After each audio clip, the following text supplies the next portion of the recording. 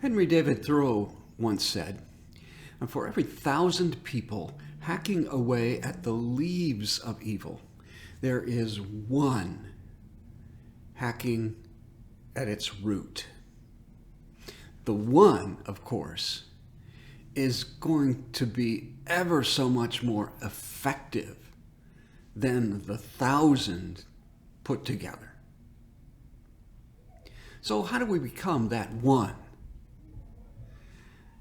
Jesus said, to become that one, we must begin to see the world and ourselves differently.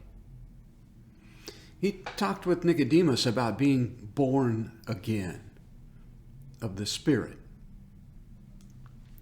He talked with others about ushering in a kingdom so different than anything the world had experienced that it took all of his hearers by surprise. Amazing and filling some with wonder, angering others who felt attacked by his words.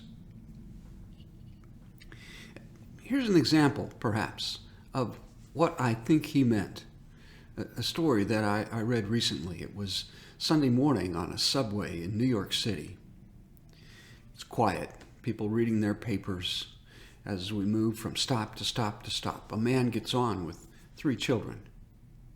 He sits down with just a blank stare on his face as his children begin to harass everybody in the car, tugging at papers, yelling and screaming and hollering and acting out in all sorts of ways.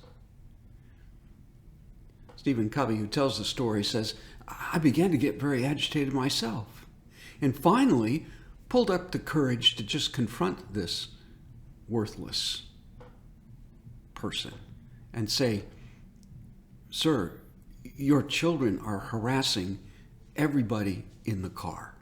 Can't you control them?' And the man looked up from his stupor saying, 'I'm so sorry. You're probably right.' You see, we've just come from the hospital where my wife and their mother has died. I don't quite know what to make of it. And obviously, they don't either.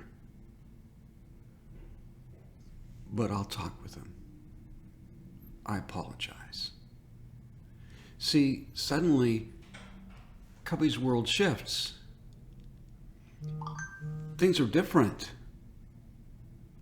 It's that kind of shift, it's that kind of change that Jesus was talking about.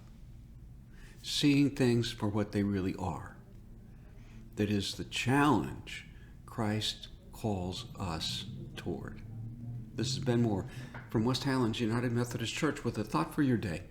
Just another way of reaching out. Thank you.